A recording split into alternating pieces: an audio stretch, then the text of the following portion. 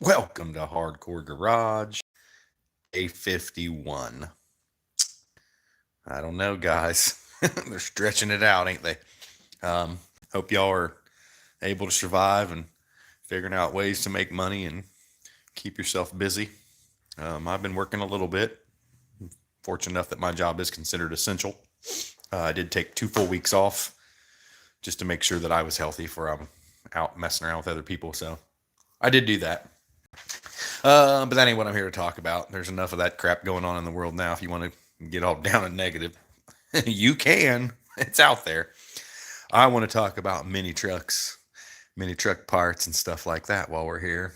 Um, I'm ready to do my steering wheel. This is the one that I chose to do. It's an old school Lacara 4-spoke. This would have been probably from about 90, 91. It's brand new, never been mounted. I'm going to cover it with the same material that my seats are covered in. I sent an email to the company and they want $570 to wrap my steering wheel. I sent in, which I have no idea. I've never wrapped a steering wheel. It looks kind of maybe difficult, but I thought, that seems a bit steep in my brain. But I asked my interior guy and he said, oh yeah, that's definitely about twice what you should really be paying. Hey, what's up, guys? You all stay safe too, Scotty. What's up? Yeah, so I'm just kind of hanging out down in here, playing around the garage. Hope the video is clear enough that you guys can see it.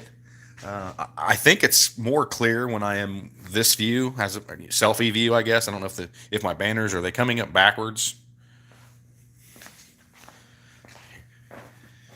Yep. I wanted to show you a couple different things that I picked up over the last week. This is one of them here. If you guys remember, Echo Blasters is what I call them. Echo, ECO, Eco maybe was a brand name of those giant window blasters that actually had little dropped it. Actually had little screws with clips that clipped into the window frame, so you didn't have to use the 3M sticky tape and get that crap all over your car. These ones here, honestly, I had never even seen a pair other than on Lenny Groover's truck. And when I was at Trent's Trick Upholstery, he brought them out, and I said, oh, I got to have those. At least the one is going to go on the Blazer side when I get it hung up on the wall. But there it is. It was kind of like a half blaster, I guess, with the mirror incorporated into it. If you look way, way back, Lenny's truck, I want to say it was probably white when it had these on there. So very, very old. That was something that I had to have when I seen that, stuff was there. Lenny, you know what? Lenny's moved on to messing with vans. Honestly, he builds some amazing custom vans. Hopefully, one day we get to see his van finished. It's an old Chevy van. I finally got the GT back. I think we talked about all that. I have to send one of my Spiders back. I'm going to do that tomorrow. You know what? I got a whole cow right here inside this box. I would love to pull that out. I've never seen a whole cowhide in my life, and it's pretty crazy. If you guys noticed in the video, we didn't talk about it much because I'm kind of sketched out about filming other people's vehicles when I'm at shops and talking about their projects. You never know. Some people like to keep that stuff hidden. But they had started doing a couple of things. These cowhides are actually, an entire cow gets skinned when they do this. And a lot of cows have brands, from the different ranches that they're raised on or whatever. Well, that seat, if you look, it has a part of a brand in the seat. And then he took and painted the seat pan to match the color of the motorcycle. So where it is actually burned all the way through, I don't know, it was some kind of lettering maybe or whatever. You can see the blue from the seat pan, and it brings the color in from the bike. And it was really, really a cool idea. Unfortunately, we rolled this out here and I didn't have any brands in there. I'm not exactly sure what I'm going to use this leather for. I'll have probably the headliner. I know my door panels. I kind of thought that making a leather cover over my rear fifth wheel, just covering the tire, let the spokes kind of show, would be kind of, I don't know. I guess the vans always had them fiberglass covers over theirs and you didn't really see it. But I don't know. I just always had this idea. Back in the day, I wanted fringe hanging off of it, which I'm over that hump. We don't need no fringe. So just a leather tire cover, I think, with a zipper in the middle, you know? I think that would be badass. Probably be ruined if it ever got in the rain, but I still think it would be badass. I'm sure you guys have seen my seats. I kind of got some things on here which upholstery guy didn't like either. But I was trying to keep my cats off of them. And he says, don't put nothing on there because it'll leave marks in the leather. And I said, well, it's just boxes to keep the cat off the seats. And he says, well, the cat won't make a mark himself, and the boxes won't make a mark by themselves, but a cat in a box will make marks on your seats. So I'm trying to keep the cats off the best I can. I'm going to uncover this. I know you guys have probably already seen it, but let's walk back here. I just love the color, and they are super, super comfortable to sit in. Make that like new car kind of squeak when you move around in them and stuff. I know I've talked about it before, but I really need to get on that dash. I don't even know why I'm dragging my feet. I got to sand, and maybe that's it. I absolutely despise sanding. My dumb ass put some Duraglass to fill in the vents. Got any places you'd recommend for inner door gaskets, metal channel for windows? Sports Machine. Check them out first, man.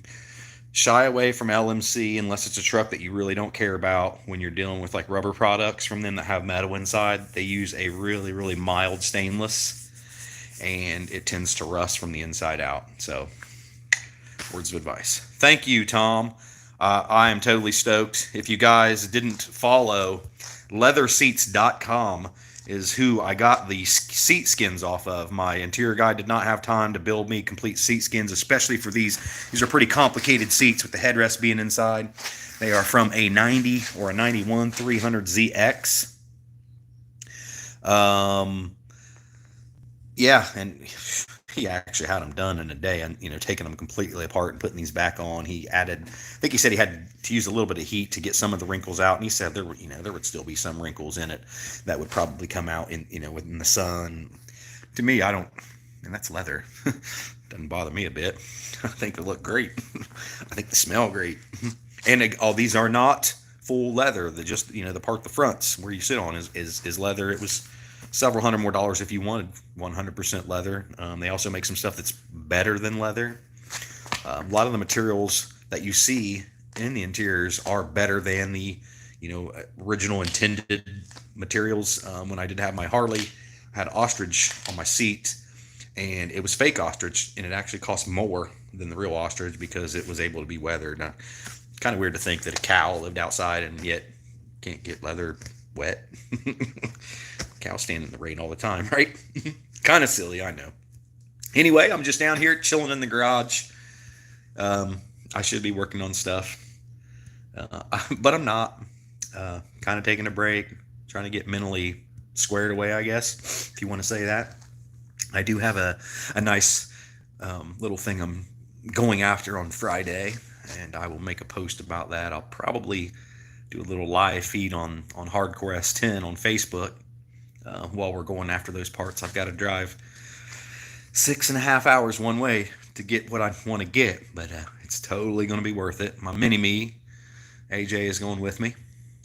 She's wanted to, she likes seeing different states, so anytime that I go out of state for parts, I try to give her the first option, especially now she's 18, so mother doesn't freak out about her going places with me. That ought to be cool. I'm very excited to pick this part up. It's something for my Sonoma GT. And it is an NOS part. That's all I'm going to say about that. But again, hope you guys are doing okay. I think things are starting to come back to normal now, gradually easing in. I know a lot of different businesses are opening up and stuff like that, but just stay safe out there, man. Stay away from people if you can. The mask thing, that's personal preference. Listen to your doctor or whatever. I don't like to wear them, no, but when I go places that require them, like my chiropractor, whatever, if that's what she wants me to do, I'm going to do it because I like going to the chiropractor. And there's a couple other places that I think require you. If you don't want to wear it, just don't go. Find another place, It's a beautiful thing about America. What's the name of what? Paint Gun Express. You stay safe too, Tom.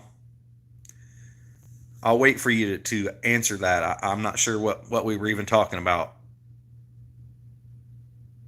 Sports Machine, was it the place for your seals and stuff?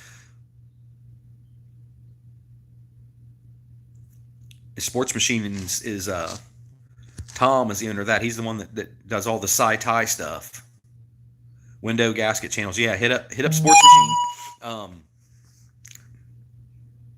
Nate works for him now down in Florida too. So Nathan Kent, you might be able to hit him up.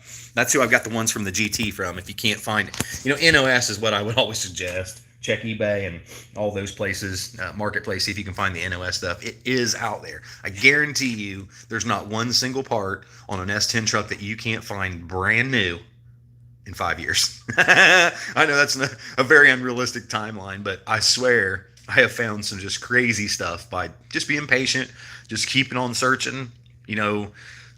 Every day, set your parameters on your marketplace and on your eBay, so they send you alerts when them products come in that you're looking for. The old school ground effects kits. NOS parts especially is the big thing for those.